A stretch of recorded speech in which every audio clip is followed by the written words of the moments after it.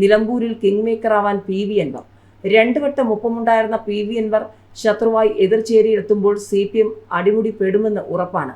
കാലുവാരലും കൊഴിഞ്ഞുപോക്കും പ്രതീക്ഷിച്ച CPM ഇപ്പോൾ തന്നെ ആശങ്കയിലാണ്. അൻവറിനെ ഒപ്പം നിർത്തി മണ്ഡലം പിടിക്കാൻ പക്ഷേ കോൺഗ്രസ് കരുക്കൾ നീക്കുന്നുമുണ്ട്. അടിപൊട്ടുന്നത് ഒഴിവാക്കാൻ സ്ഥാനാർത്ഥി നിർണയം കരുതലോടെയാണ്.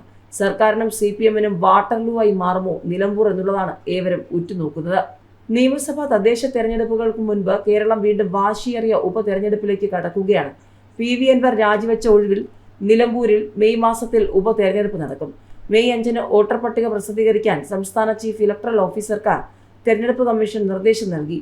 തീയതിയിൽ ഉടൻ തീരുമാനമുണ്ടാകും. അവധിക്കാലമായതിനാൽ മെയ് മാസത്തിൽ തന്നെ ഉപതെരഞ്ഞെടുപ്പിനാണ് സാധ്യത. ഉപതെരഞ്ഞെടുപ്പിനുള്ള തീയതി അടുത്തയാഴ്ചയോടെ പ്രഖ്യാപിച്ചേക്കും. കോൺഗ്രസ് AP അനിൽകുമാറിനും CPM M സ്വരാജിനും തെരഞ്ഞെടുപ്പ് ചുമതല നൽകിയതോടെ മണ്ഡലത്തിൽ ഒരുക്കങ്ങൾ തുടങ്ങി. കോൺഗ്രസിൽ നിന്ന് VS ജോയിയെയോ ആര്യടൻ ഷൗക്കത്തോ സ്ഥാനാർത്ഥിയാകുമെന്ന സൂചനയുണ്ട്.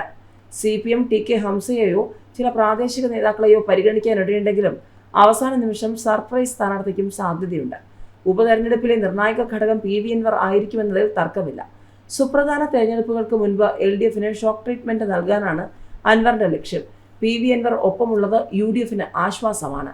2 വട്ടം മണ്ഡലം നിലനിർത്തിയത് LDF-ന് ആശ്വാസം. അത് അൻവറിനെ ഒപ്പം നിർത്തിയായിരുന്നു. ഇപ്പോൾ അൻവർ ഇല്ലാത്തത് എങ്ങനെ ബാധിക്കുമെന്നതാണ് ആകാംക്ഷ. തെരഞ്ഞെടുപ്പ് പ്രഖ്യാപിച്ച് അടുത്ത മണിക്കൂറിൽ തന്നെ സ്ഥാനാർത്ഥിയെ പ്രഖ്യാപിക്കുമെന്ന് UDF പറഞ്ഞിട്ടുണ്ട്.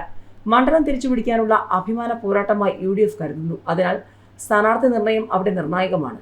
നിലമ്പൂരിൽ കളമൊരുങ്ങുക മണ്ഡല ചരിത്രത്തിലെ 3ാമത്തെ ഉപതെരഞ്ഞെടുപ്പിനാണ്.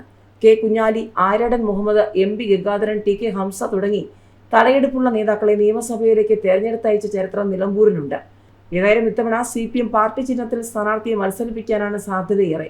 സ്വരാജോടെ മത്സരിച്ചേക്കുമെന്ന അഭ്യൂഹങ്ങളുണ്ട്. മാട്ടുമ്മൽ സലീം, VM ഷൗക്കത്ത്, ഷൊറോണ റോയ് എന്നിവരുടെ പേരുകളും കേൾക്കുന്നുണ്ട്.